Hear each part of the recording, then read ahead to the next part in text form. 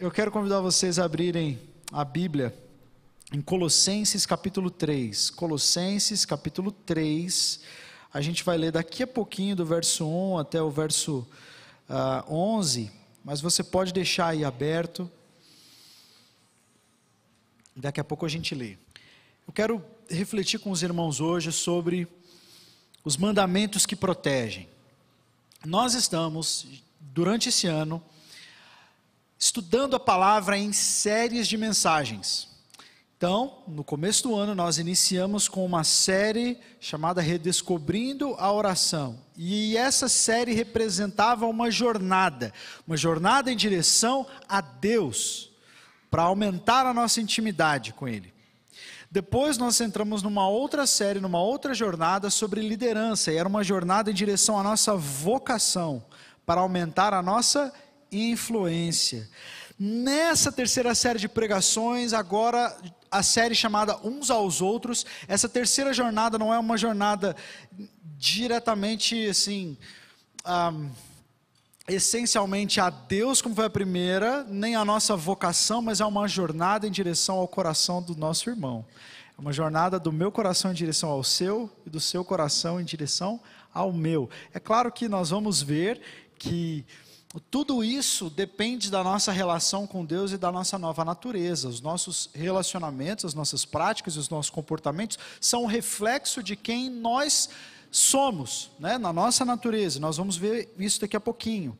Mas é importante a gente falar que na Bíblia existem muitos mandamentos que a gente chama de mandamentos recíprocos. Vocês já estão aqui, né, domingo após domingo, já aprenderam essa expressão. Os mandamentos recíprocos são os mandamentos que nós vemos essa expressão uns aos outros. Uns aos outros. E nós vemos esse tipo de mandamento em toda a Bíblia. É impressionante. No Novo Testamento, principalmente, nas cartas de Paulo, principalmente, nós vemos muitas vezes essa expressão uns aos outros, uns aos outros, uns aos outros. Por quê? Porque a comunidade, os relacionamentos são uma dimensão essencial da nossa fé. Quando nós aceitamos Jesus, quando nós entregamos a nossa vida a Deus, nós não estamos falando apenas de um relacionamento transformado com Ele, mas estamos também falando de um relacionamento que foi tão transformado, nós fomos tão cheios de graça, de poder e de amor, que esse amor agora transborda do nosso coração e atinge as pessoas que estão conosco. Então, por isso que nós amamos uns aos outros, protegemos uns aos falamos a verdade uns aos, não julgamos uns aos, porque o tempo todo Paulo vai chamar a atenção da igreja que essa dimensão, essa transformação do nosso coração, ela transborda e ela atinge os nossos relacionamentos. Essa dimensão da unidade é muito importante. Sem unidade, o testemunho central da igreja está comprometido.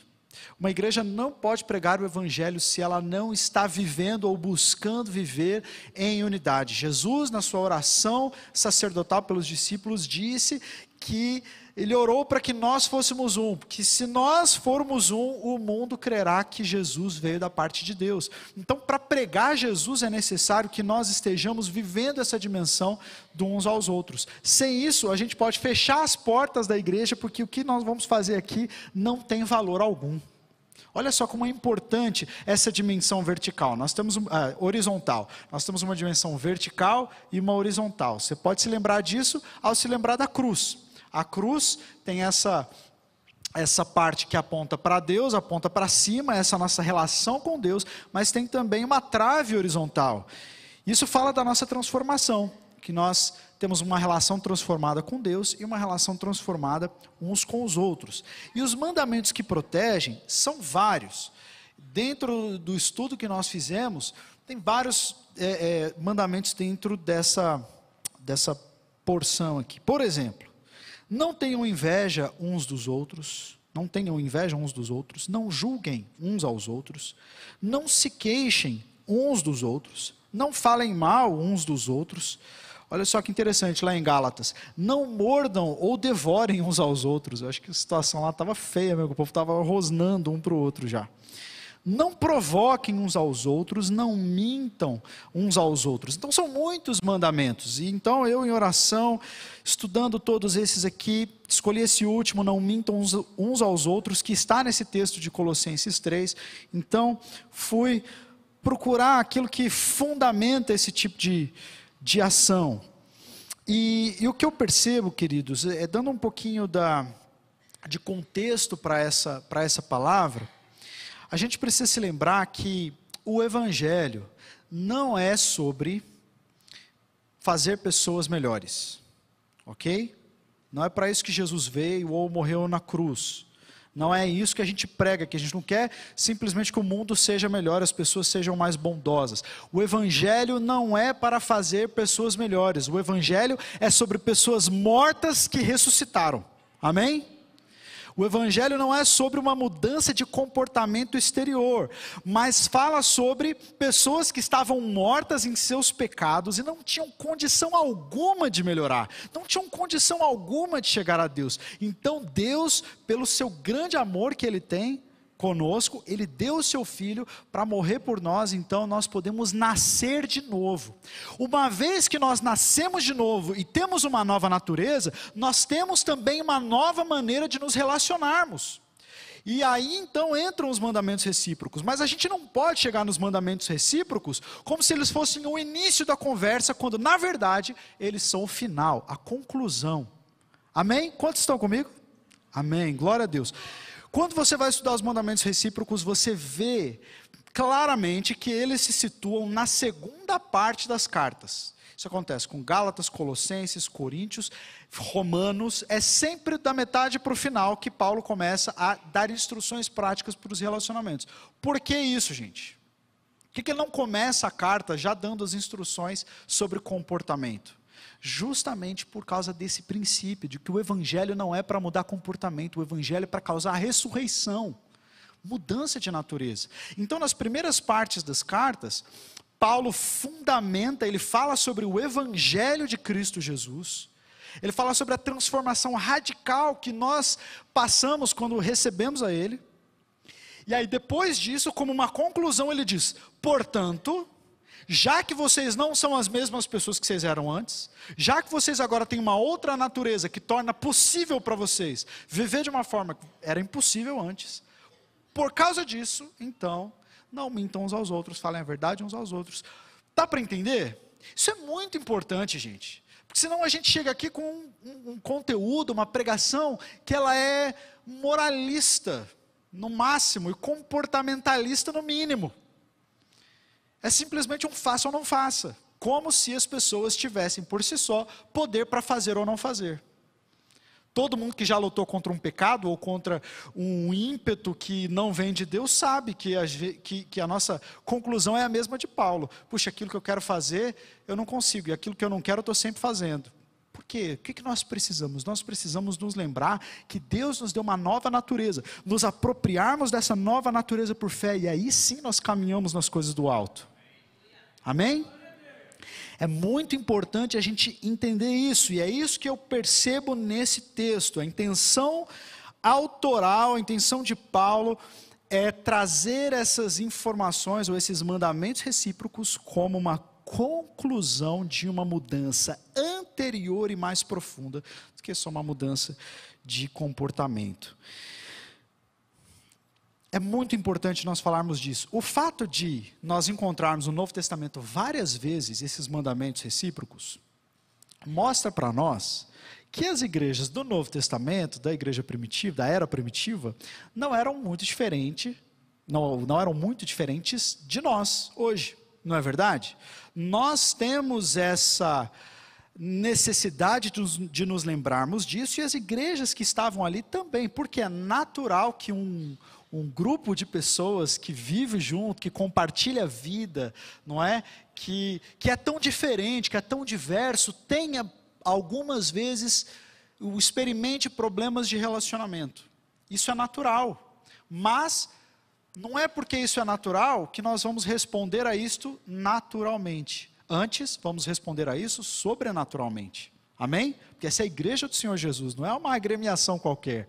Sobre nós reina o Espírito Santo de Deus, que nos dá poder para fazer aquilo que antes era impossível. E resolver situações que pareciam impossíveis. Olha só essa história.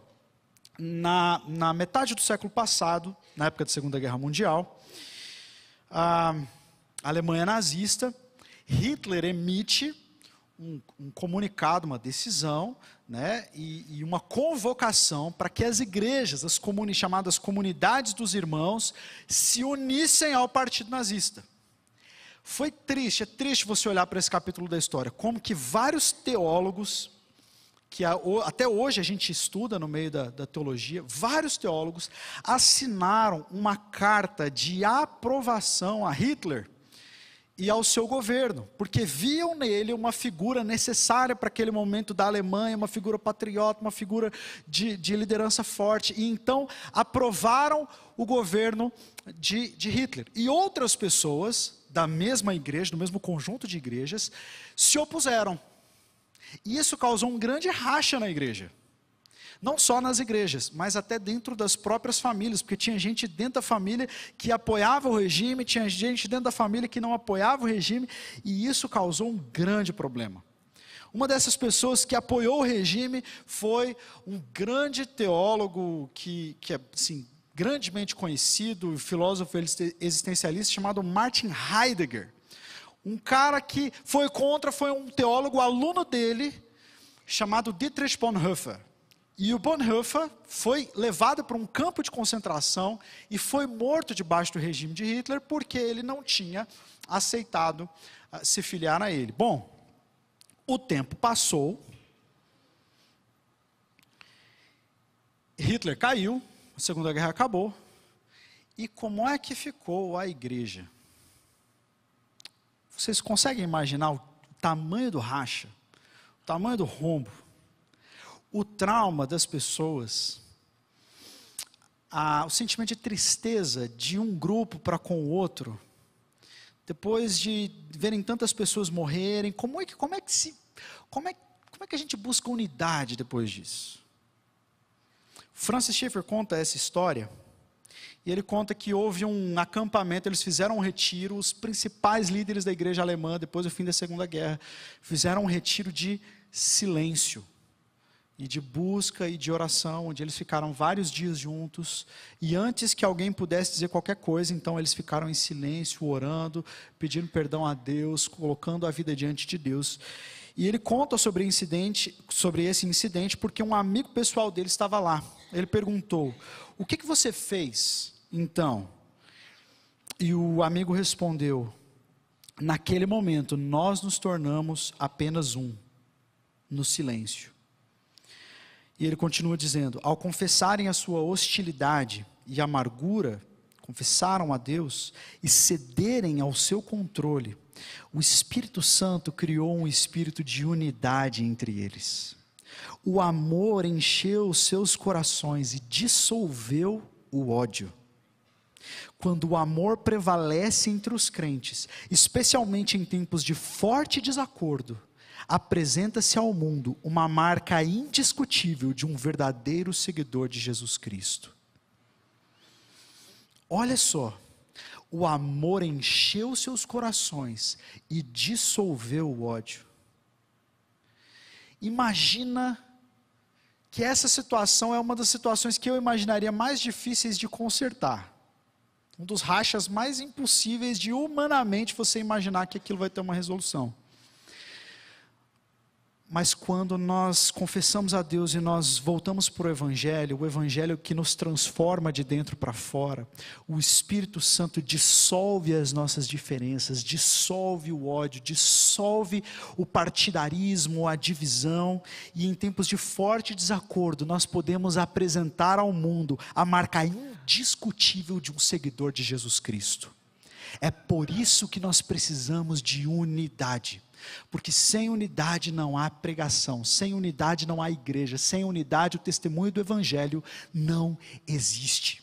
Por isso você está sentado ouvindo essas pregações, essas ministrações sobre unidade, saiba que isso é para você e é para mim. Nós precisamos disso como igreja. Nós podemos crer por causa deste testemunho, por causa da palavra de Deus, que não importa qual seja o momento, ainda que seja um momento de forte desacordo, nós podemos viver essa graça do Espírito Santo que dissolve toda a separação, que nos faz um em Cristo Jesus, amém? Nós precisamos disso, a igreja precisa levantar essa bandeira. Mas o amor de uns para com os outros é uma consequência do amor a Deus. 1 João 4, 7 e 8 diz: amados, vamos amar uns aos outros, pois o amor procede de Deus. O Espírito Santo é amor que procede do amor, Deus que procede de Deus. E todo aquele que ama é nascido de Deus e conhece a Deus. Quem não ama o seu próximo não conhece a Deus. Então, falar de amor ao próximo só é possível quando nós nos lembramos que o nosso amor pelo nosso irmão, ele flui e ele acontece num transbordar do nosso amor com Deus. De modo que se você está buscando a Deus, nós vamos ver isso no texto, olhando para as coisas do alto, se enchendo das coisas do alto, transbordando do amor para com Deus, isso transborda na sua casa, na maneira como você fala com a sua esposa, com o seu marido, com seus filhos, com o seu chefe, com seus empregados, com seus irmãos, com seus amigos, porque você só pode dar daquilo que você está cheio. E se você está cheio de carnalidade, se você está se concentrando nas coisas aqui de baixo e não as coisas do alto, você não vai ter nada para derramar sobre as pessoas, senão a sua própria carnalidade.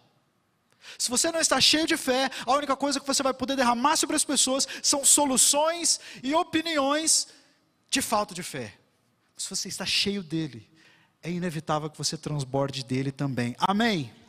Tudo isso eu estou dizendo para quê? Para que você aprenda que a gente não fala sobre os mandamentos recíprocos como mudanças de comportamento, simplesmente faça isso ou não faça. Existe algo anterior, existe uma primeira coisa que acontece, e essa primeira coisa é a transformação da nossa vida, uma nova natureza, é uma entrega da nossa vida a Deus que torna todas as outras coisas possíveis. E se essa entrega não acontecer, se essa vida no Espírito não acontecer, então não adianta, a gente vai fracassar em todas as nossas tentativas, porque sem Jesus nada é possível. Amém? Vamos para o texto? Colossenses, capítulo 3, então veja só que eu falei no início, está provado aqui, né? Ele começa a falar dos mandamentos recíprocos do meio para o final de Colossenses. Capítulo 1 e capítulo 2 falam sobre a supremacia de Cristo. Falam sobre a suprema obra da salvação em Jesus Cristo. E nessa igreja, lá em Colossos, não foi Paulo que fundou essa igreja, foi um discípulo de Paulo. Na verdade, Paulo provavelmente nunca esteve nessa igreja. Ela existiu por um pouco período de tempo, por causa de catástrofes naturais, terremotos, né? Essa igreja e a igreja de Laodiceia também desapareceram muito rápido do mapa. E Paulo, apesar de não ter conhecido esses irmãos, não ter ido a essa igreja, ele escreve a esses irmãos e fala sobre vários grupos que haviam ali dentro da igreja e alguns grupos que se achavam melhores do que os outros, né? Tinha um grupo que gostava de adorar anjo, né? E gostava de ver anjo, ficava pedindo para Deus para ver anjo. Você já viu o anjo? Não, não viu o anjo. Ah, então você ainda não viu nada, você precisa ver o anjo. E aí tinham outros que se regiam por leis alimentares. Não, você come de todas as coisas. Não, tem alimentos que são impuros. Se você come de tudo, então você está impuro. Eu sou puro, não vou nem andar com você. Então tinha vários grupos dentro da igreja que Paulo escreve para estes grupos, dizendo exatamente isso aqui. Vamos lá?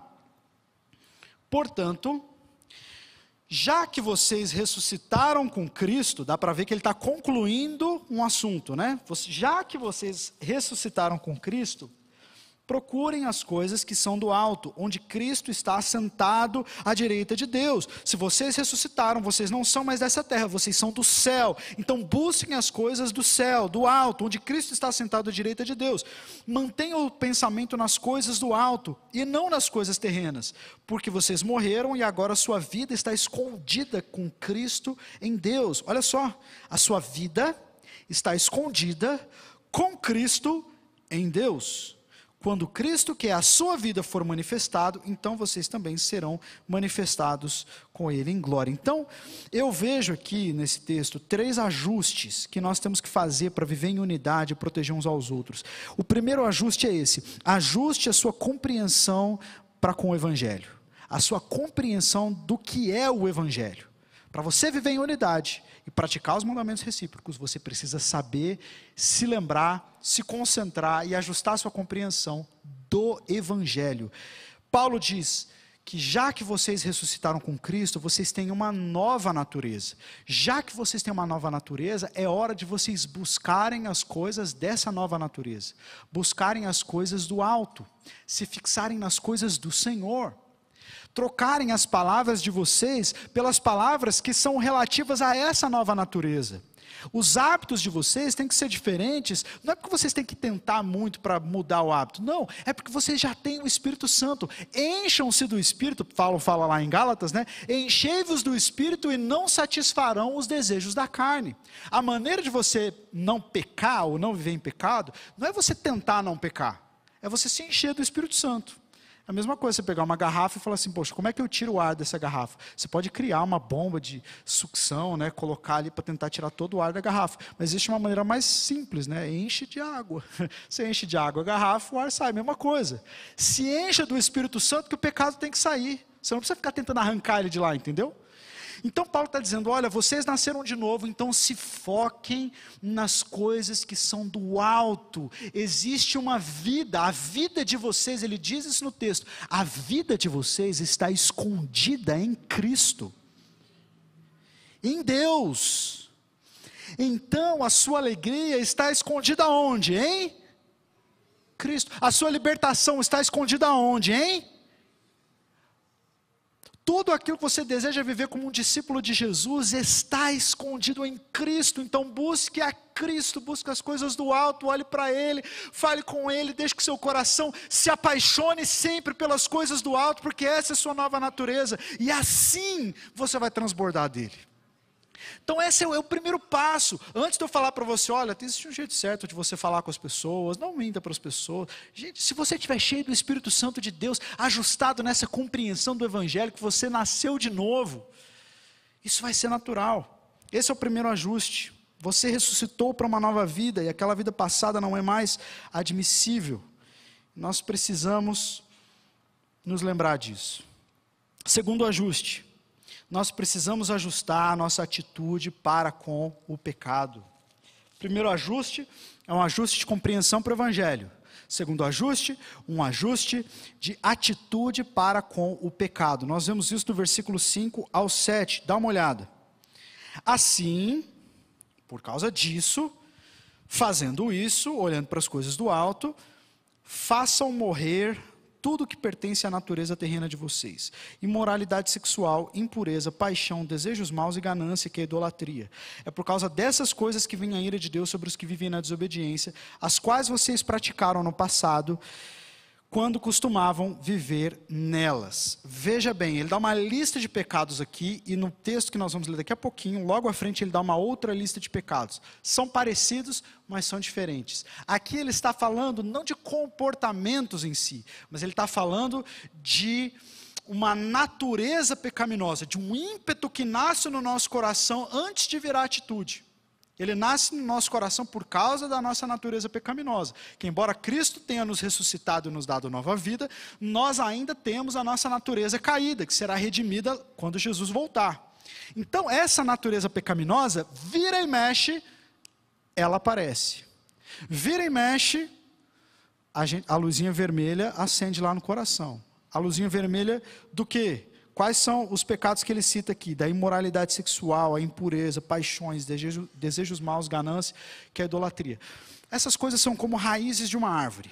A segunda lista que a gente vai ler de pecados dos próximos versículos são como os frutos dessa árvore.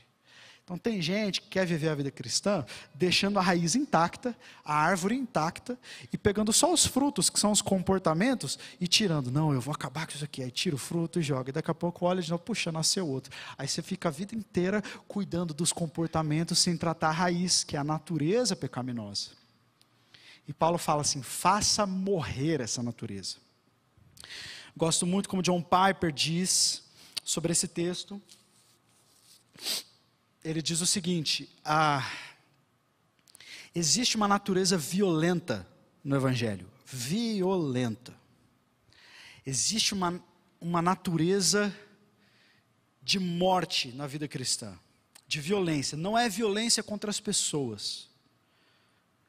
É violência contra a nossa própria natureza pecaminosa. Nós não podemos brincar com essa natureza pecaminosa, porque essa natureza pecaminosa pode gerar hábitos, e esses hábitos podem se tornar vícios, e esses vícios podem se tornar padrões de vida, e eles podem ser destrutivos. Você não pode brincar com o leão achando que ele é um gatinho, apesar dele ser um felino, e o gato que você tem na sua casa também é um felino, eles não são a mesma coisa. E se você chegar e tentar fazer carinho no leão, né, e dar o snaquinho lá pro leão, igual você faz com o gato, você perde o braço. Natureza pecaminosa é assim, às vezes a gente trata como se coisa assim no meu coração, ganância, desejo pecaminoso, imoralidade, minha dificuldade. Não. Em nome de Jesus, decida, em nome de Jesus, pelo poder do Espírito Santo, limpar a sua vida, arrancar essas raízes, não deixar isso crescer de novo. Amém? John Piper fala sobre o nosso nível de atenção com a nossa natureza pecaminosa é mais ou menos como um soldado que está andando no mato, ele está andando na floresta, ele está cruzando as linhas inimigas, e ele está tão atento naquele momento ao inimigo que se uma folha cai do lado dele, ele já vira, ele já está super atento. Esse tipo de atenção nós devemos ter diariamente com a nossa natureza pecaminosa. Opa, não, isso não pertence à minha nova natureza, isso não pertence a Jesus. Se não está em Cristo, não deve estar em mim. Em Cristo não há inveja, em Cristo não há ciúme, em Cristo não há maledicência, em Cristo, não. Se isso não está em Cristo, não pode estar em mim, porque eu estou em Cristo, a minha vida está nele. Então não deixa passar, irmão, não acha que é normal, não. Trate seriamente o pecado, ajuste a sua atitude para com o pecado, é o segundo ajuste. O terceiro ajuste é agora sim, ajuste o seu comportamento para com os outros. Agora a gente vai falar de comportamento, porque a gente já falou de nova natureza, a gente já falou de natureza pecaminosa, e depois disso, agora nós falamos sobre comportamento. É o final, é a conclusão. Ele diz, versículo 8, mas agora abandonem essas coisas: a ira, indignação, maldade, maledicência, quer falar mal dos outros, linguagem indecente no falar. Não mintam uns aos outros, visto que vocês já se despiram do velho homem, com suas práticas, e se revestiram do novo, o qual está sendo renovado em conhecimento à imagem do seu Criador. Presta atenção no versículo 11. Nessa nova vida, já não há diferença entre grego e judeu, circunciso e incircunciso, bárbaro e cita, escravo e livre, mas Cristo é tudo e está em todos. Presta atenção nessa última porção do versículo. Cristo é tudo, diga, é tudo, e está em todos.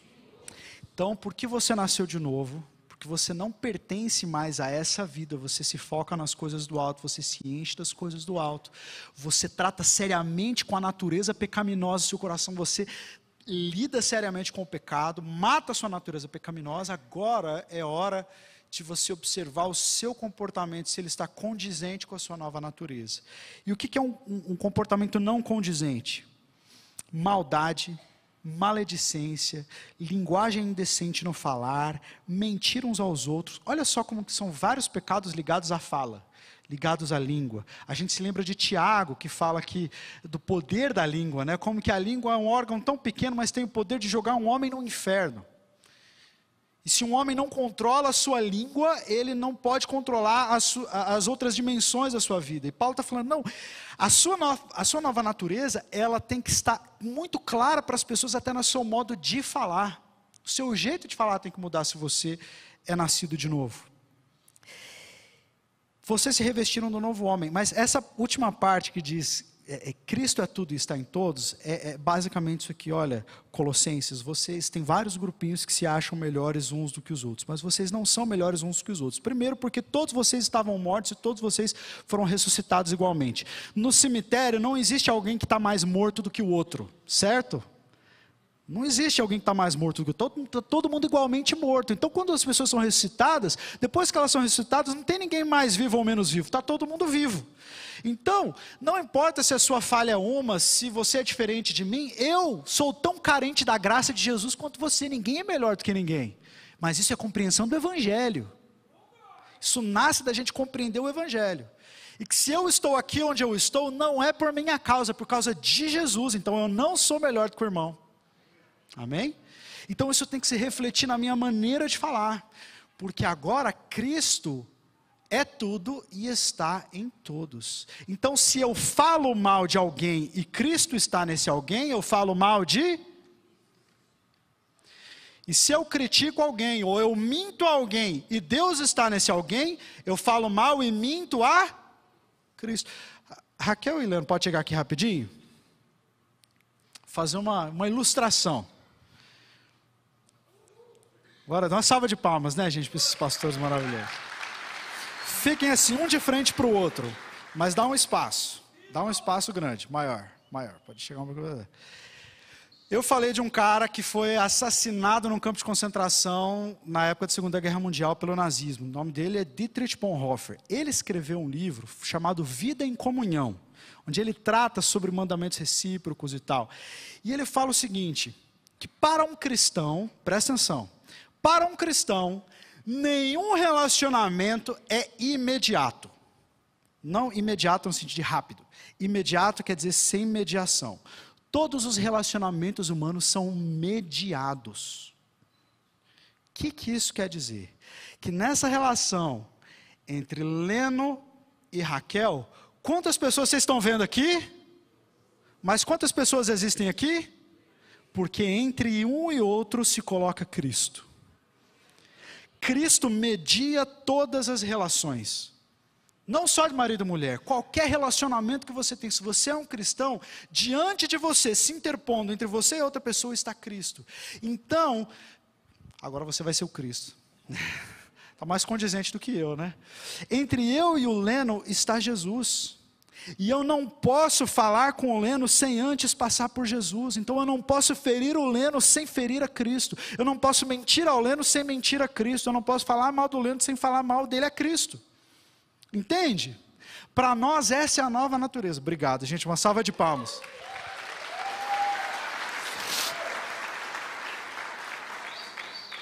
Então, se a gente entende que a gente nasceu de novo, que a gente vive para Deus, que a gente se foca nas coisas do alto, porque nós somos do alto e a nossa vida está em Cristo, nós buscamos a Ele, nós transbordamos desse relacionamento com as pessoas, nós ajustamos a nossa avidez para combater a nossa natureza pecaminosa, aí sim nós chegamos nessa posição em que os nossos relacionamentos são mediados por Jesus. E aí a gente não mente um ao outro, a gente não fala mal um do outro, a gente não julga um ao outro, a gente não oprime um ao outro, porque todos nós somos de Cristo, igualmente salvos, igualmente merecedores da graça.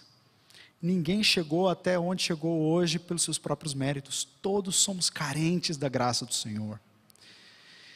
E agora, todos recebemos a Cristo, todos recebemos a porção do Espírito Santo. Cristo é tudo e está em todos, e isso muda totalmente a maneira como nós nos relacionamos. Amém? Então, se você ama muito a Jesus, você vai amar muito seu irmão. Amém? Se você quer muito agradar a Jesus, você vai amar muito seu irmão. Se você quer que as suas palavras sejam palavras de adoração a Ele, porque você se foca nas coisas do alto, você está o tempo todo adorando ao Senhor, então a sua boca vai ser essa fonte de água doce, que vai banhar a vida dos seus irmãos também. Tudo isso por causa do Evangelho de Jesus, porque Ele nos salvou. Gente, isso não seria possível se Deus nos tivesse abandonado, se Ele não tivesse enviado Jesus. Tudo que a gente está falando aqui é um presente da graça. E a gente tem que ser grato a Deus. Eu fazendo um casamento de um casal de discípulos recentemente, falei para eles assim, olha, hoje o que vocês estão celebrando, o casamento de vocês, foi um presente que vocês receberam, sabe quando? Quando vocês levantaram a sua mão, as suas mãos, e entregaram a vida a Jesus. Naquele dia que vocês entregaram a vida a Jesus, vocês receberam de presente tudo que vocês estão vivendo hoje, os filhos que vocês terão, a família maravilhosa que vocês terão, a liderança que vocês terão, os milagres que vocês viverão, tudo isso está em Cristo Jesus. E no momento em que você recebe a Ele, você recebe tudo. Paulo fala isso lá no primeiro capítulo da carta aos Efésios. Nós já fomos abençoados nas regiões celestes em Cristo Jesus com todas as bênçãos. Em Cristo está tudo. Sem Cristo não há nada. Se você não recebeu a Cristo, se você não se entregou a Ele, então você não recebeu essa porção de vida, você não tem poder sobrenatural para se manter fiel, você não tem poder sobrenatural para pedir perdão nem para perdoar, você não tem poder sobrenatural para viver uma vida santa, uma vida boa, uma vida de mandamentos que protegem, não tem como, você pode tentar, mas você não vai conseguir. Por quê? Porque para lutar contra a sua natureza pecaminosa, você precisa de um novo nascimento. Se você não nasceu de novo, você não tem as armas espirituais. Você não pode se focar nas coisas do alto, porque você ainda não nasceu de novo. Veja só como que tudo passa pelo Evangelho. Se a gente quer falar sobre casamento, a gente tem que falar mais do Evangelho e menos de casamento. Aí os casamentos vão melhorar. Se a gente quer falar sobre relação de pais e filhos, a gente tem que falar mais sobre o Evangelho e menos a relação de pais e filhos. Porque no Evangelho está tudo, em Cristo estão todas as coisas. Amém? Nós já estamos caminhando para o fim, já estamos encerrando, mas eu quero ter um tempo de oração com os irmãos. Ao entrar por essa porta, a vida de várias pessoas começou a mudar nessa noite. Nessa noite. Ontem mesmo, uma menina da nossa coordenação se batizou, chamada Isabela. E eu estava conversando com ela durante a semana, ela estava contando o seu testemunho, e o testemunho dela é muito interessante. Ela disse o seguinte: eu já tinha vindo à igreja várias vezes, e sempre que tinha aquele momento de entregar a vida a Jesus, eu ficava assim, puxa vida, como que eu sei que é a minha vez, né? Eu sinto que eu vou fazer isso um dia, mas como que eu vou saber que chegou o dia, que é esse o dia? E ela disse que em um determinado sábado, ela estava ouvindo a palavra, e ela sentiu o Espírito Santo falando com ela. O coração dela disparou, batia forte, que ela falou assim: meu Deus, meu coração nunca bateu tão forte. É esse o momento. Quando ela viu, ela já tinha entregado a vida a Jesus. Ontem ela passou pelas águas do batismo, e eu falei para ela a mesma coisa que eu falei para aquele casal. Eu falei: no dia que você levantou a sua mão, você recebeu todas as coisas. Você deixou de ser uma pessoa que estava morta nos seus pecados, e você se tornou filha e herdeira de todas as coisas de Deus. Herdeira de todas as coisas de Deus. E ela celebrou isso ontem no batismo. Existem pessoas que, quando entraram por essa porta, o Espírito Santo já as regenerou. E pela primeira vez, talvez, essas palavras estão fazendo sentido para você. Eu quero convidar todos a fecharem os olhos. Agora nós vamos orar. Vamos ter um momento específico, porque o Evangelho muda tudo. Mas nós precisamos receber o Evangelho. Precisamos aceitar esse Evangelho, colocar nossa vida diante de Deus, para que Ele nos transforme. E aí sim, todas as coisas serão possíveis.